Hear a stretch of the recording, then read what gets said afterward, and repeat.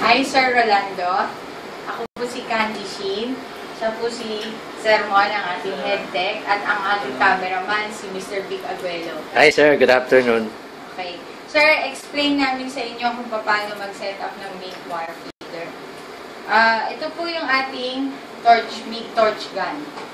Pagka ikakabit ho natin to or i-connect natin, kailangan po naka-spread siya. As much as possible po, hindi siya nakapalupot. So, ito ho ang ating connector ng MIG torch. Dito po sa butas na to, sir, ipapasok nyo po itong MIG torch gun pa-side. Ayan. Tapos, iti-twist nyo po siya pataas.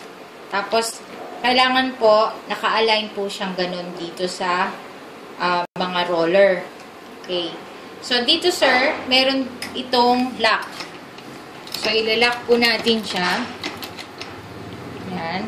Gamitan po natin ng Allen wrench. And then, twist po natin siya hanggang sumikip. Allen wrench lang po ang gamitin nyo, sir.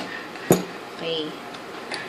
Ngayon, sir, pag masikip na po siya, hindi po dapat yan gumagalaw.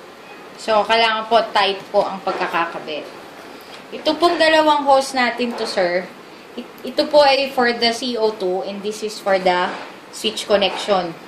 So, makikita nyo, sir, may kanal yan. Papasok nyo dito, sir. Yan. Kailangan din po tight siya. Tapos, itong CO2 po, hose. Pasok nyo rin po yan. And then, i-twist nyo po ulit. Gamitan nyo po siya ng llabe. Ito po yung llabe natin. Okay. So, mas maganda po yung llabe para ho hindi masira yung pinaka tornilyo. Ayan. So, sikipan nyo siya, sir. Then, angat. Ayan. So, nakalock na po siya. Okay. So, ito, sir, kailangan nakalock maigi para walang sumisingaw na CO2. Okay. So, ito, sir, may nakikita kayong mga control switch dito. Ito po is for the speed. Yan.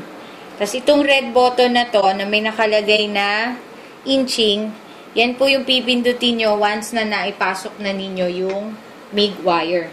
Itong MIG wire. So, mamaya po i-explain ko sa inyo. And then, ito, sir, ito yung amperahe natin.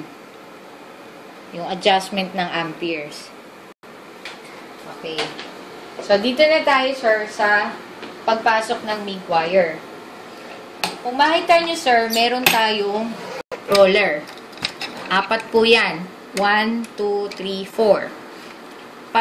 Papasok nyo po dito yung yung MIG wire sa roller para hindi po siya gumagalaw. Okay. Ngayon, dito naman sa MIG wire natin, sir, meron niyang butas dito para i-connect nyo po dito sa ano na to, bakal na to. Kita nyo po? Okay.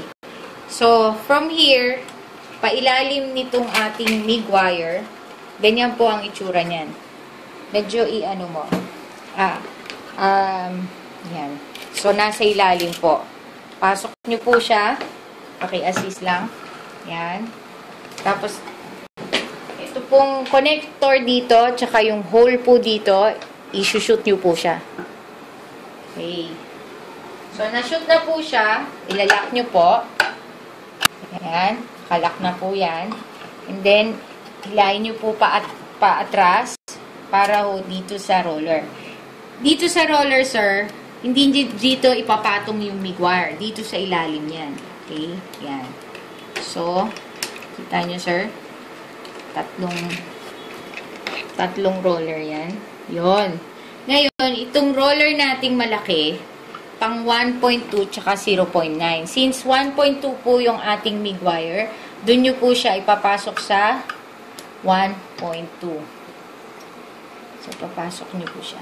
Okay. May butas po dyan, connection, from the roller hanggang torch gun. Okay? Yan pong torch gun natin. Okay? Itong torch gun, may butas po dyan. So, papasok nyo po yung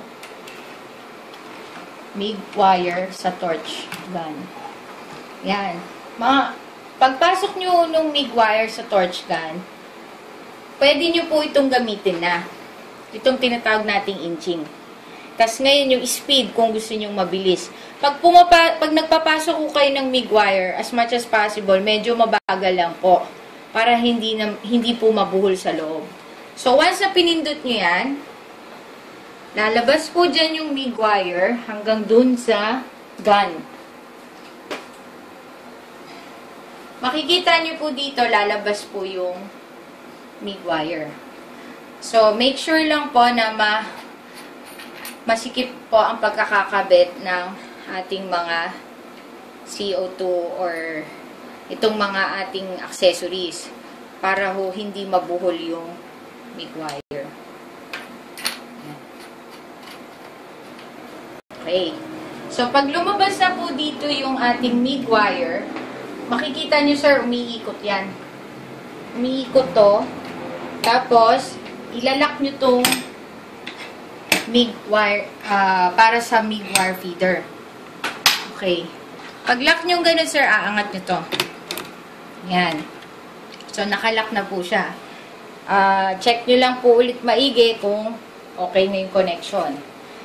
And then, pag nakalak na po siya at nakakonect na siya, sir, pwede na kayong mag-start ng MIG welding. Tapos, sir, sa huling-huli naman, pag nagtanggal kayo, sir, ng MIG wire feeder, kailangan po hahawakan yung maigi to. Kasi, sir, tumatalsik yan, baka matamaan yung mata natin. So, tandaan nyo, sir, pag naglagay din kayo, maaari pong matalsikan kayo nung dulo nung MIG wire. Okay, sir. So, kung may mga tanong pa kayo, sir, tawag lang kayo kay Sir Vic. Bye-bye! Bye, sir.